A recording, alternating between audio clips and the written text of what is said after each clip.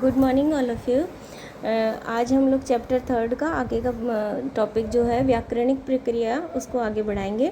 व्याकरणिक प्रक्रिया के आधार पर शब्द भेद जो है 8 प्रकार के होते हैं, जैसे कि संज्ञा, सर्वनाम, विशेषण, क्रिया, क्रिया विशेषण, संबंध बोधक, समुच्चय बोधक और विस्मयादि बोधक शब्द।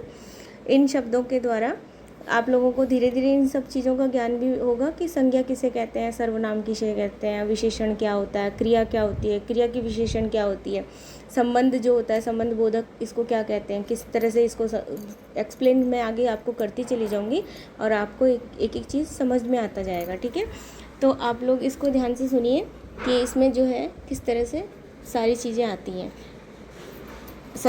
रचना और चौथा टॉपिक है रचना या बनावट के आधार पर।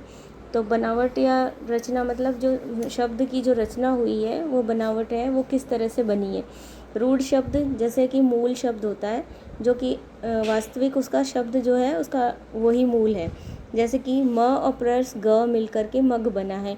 म और ग का अलग अलग टुकड़ों में कोई अर्थ नहीं है, जैसे कि जब तक वो दोनों जुड़े नहीं हैं। मग शब्द सार्थक शब्द तभी बना है जब वो जुड़ गया है। ख प्लस ग, और ख और ग का अलग अलग रख करके कोई शब्द का अर्थ नहीं निकलता है। जब दोनों जुड़ जाते हैं तो खग मतलब पक्षी, इसका शब्द का अर्थ बन जाता है। इसी प्रकार से यौगिक शब्द है, दोनों खंडों में इसको सार्थक होते हैं। जैसे कि पहले खंड में जो शब्द है वो और पीछे वाला जो शब्द है दोनों का सार्थक अर्थ होता है। निरर्थक अर्थ वाले शब्द इसमें प्रयोग नहीं होते हैं, जैसे कि राष्ट्रपति, राष्ट्रपिता, दोनों ही शब्द जो हैं दोनों ही सार्थक हैं। राष्ट्र भी और पति जो शब्द है वो भी, और राष्ट्र और पिता शब्द भी दोनों ही सार्थक शब्द हैं। दोनों सार्थक शब्दों से मिलकर ही यह शब्द यौगिक शब्द बनता है। योग रूढ़ शब्द जो है दूसरा अर्थ ग्रहण कर लेते हैं। जैसे कि कोई शब्द है उसको जोड़ने पर जो नया शब्द बनता है उसका कुछ तीसरा ही अर्थ निकल के आता है। जैसे कि नील प्लस कंठ, नीला जिसका कंठ है वो कौन है, शिव जी। तो जिस तरह से इसमें एकदम साफ शब्दों में नहीं आता है कि कौन सा शब्द किसके लिए प्रयोग किया गया है। लंबोदर जिसका उदर जो है वो बहुत बड़ा है, यानी कि गणेश जी। तो इसी तरह से आप लोगों को जो अर्थ है इसका दूसरा अर्थ निकल के आता है। जल प्लस ज, जल माने पानी और ज जुड़ने से जलज मतलब कमल हो जाता है। तो ये शब्द जो है योग रूढ़ शब्द दूसरा अर्थ ग्रहण कर लेते हैं। जो शब्द वास्तविक शब्द है उस शब्द में एक और शब्द मिल करके वो अलग ही दूसरा अर्थ निकाल देते हैं। आपको समझ में आ गया होगा। इस तरह से यौगिक शब्द, रूढ़ शब्द और योग रूढ़ शब्द, ये तीनों जो हैं इनके अर्थ आपको समझ में आने चाहिए, तभी आप इसके डिफरेंट को समझ पाएंगे। अलग अलग इनका समझ में आएगा कि आप क्या कौन से को किस तरह से पहचान पाएंगे। ठीक है,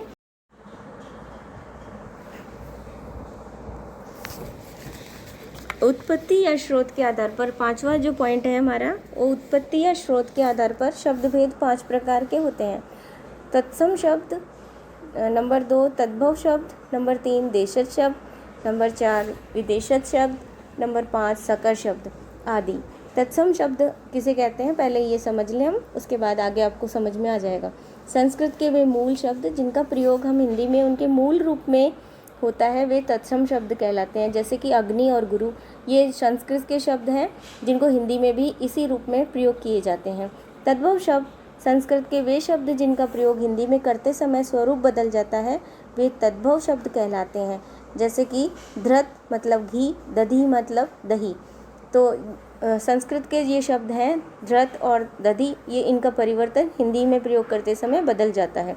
स्वरूप बदलने के कारण इनका जो नाम हम लोग धृत संस्कृत में बोलते हैं उसको हिंदी में हम घी बोलते हैं, और दधी जो हिंदी में हम लोग उसको दही बोलते हैं। आपको इस तरह से समझ में आ रहा है कि किस तरह से किसको क्या कहा जाता है। ये आपको याद रखना होगा कि ये शब्द जो है किसको कैसे डिफ़ाइन करना है, किस तरह से हमें पहचानना है। ये चीज़ आपको जब ये आप ध्यान से सुनेंगे और समझेंगे तभी आप अलग कर पाएंगे कि ये कौन सा शब्द है। देशज शब्द नंबर 3 पे जो है देशज शब्द, देशज मतलब देश से, जो शब्द स्थानीय या क्षेत्रीय प्रभाव के कारण आवश्यकता अनुसार हिंदी में आ गए हैं उन्हें देशज शब्द कहते हैं। जो हमारे देश में प्रचलित शब्द हैं, चौखट, खटिया, मटकी, झाड़ू इत्यादि। ठीक है, इस तरह से आपको ये शब्द मोस्टली जो घरों में हम लोग प्रयोग में लेते हैं, कुछ शब्द हमारे जो पुराने समय से गाँवों में सुनने को मिलते रहे हैं और वही शब्द शहरों में भी आ गए हैं, तो वो शब्द हमारे देशज शब्द हैं। ठीक है। अंग्रेजी शब्द में काफ़ी सारे शब्द ऐसे हैं जो हम हिंदी में प्रयोग करते हैं। Machine, nurse, station, cinema, doctor, ration, ticket, college, diary, motor, taxi, school, police station आदि। ये शब्द जो हैं हमारे मोस्टली हम लोग अंग्रेजी के शब्द होते हुए भी इनको हिंदी में ही प्रयोग करते हैं। ठीक है। विदेशी शब्द, हिंदी में प्रयोग किए जाने वाले जो कुछ शब्द हैं विदेशी शब्द, जो विदेशी शब्द है लेकिन वो हिंदी में उसी तरह से मूल उसका जो रूप है विदेशी भाषा में जैसे बोला जाता है उसी रूप को हम इसमें प्रयोग में लेते हैं। अंग्रेजी का शब्द होते हुए भी देखो हम लोग बहुत बार स्टेशन जाते हैं तो स्टेशन ही बोलते हैं, हम लोग उसको और किसी हिंदी नाम से नहीं बुलाते हैं। नर्स है तो नर्स इंग्लिश का अंग्रेजी शब्द है लेकिन हम नर्स ही बुलाते हैं। डॉक्टर है तो डॉक्टर ही बुलाते हैं। तो ऐसे कुछ शब्द हैं जो प्रचलित शब्द हैं, जो ज़्यादातर अंग्रेजी के शब्द होने के बावजूद भी वो हिंदी में प्रयोग में आते हैं। ठीक है, आपको समझ में आ गया। ये सब शब्द जो हैं विदेशज शब्द कहलाते हैं। फारसी शब्द जो है वो शब्द है खुश, शादी, मज़ा, नाव, गुलाब, ज़िंदगी, चश्मा, किशमिश, कद आदि। ये फारसी शब्द हैं। फारसी शब्दों में आपको ये मोस्टली सुनने को मिलते हैं।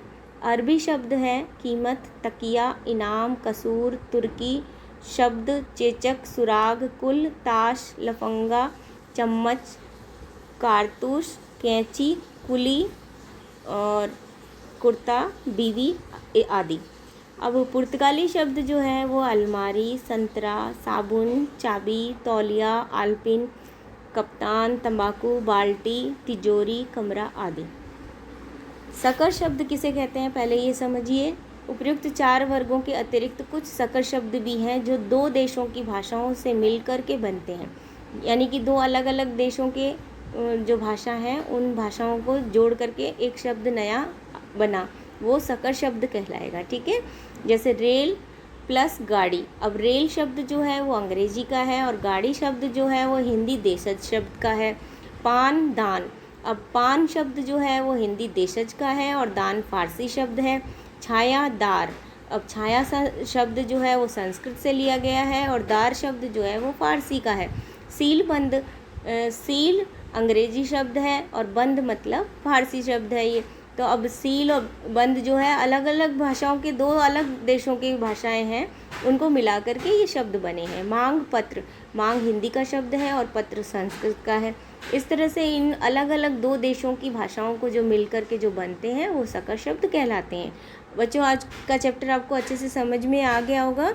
अब इसके बाद में आप लोग इसको अच्छे से एक बार रीड करेंगे और इस पूरी वीडियो को एक बार दोबारा से सुनेंगे, उससे आपको पूरा चैप्टर एकदम अच्छे से समझ में आ जाएगा। तब आप अच्छे से इसको समझने के बाद आप प्रश्न उत्तर को करेंगे। ठीक है।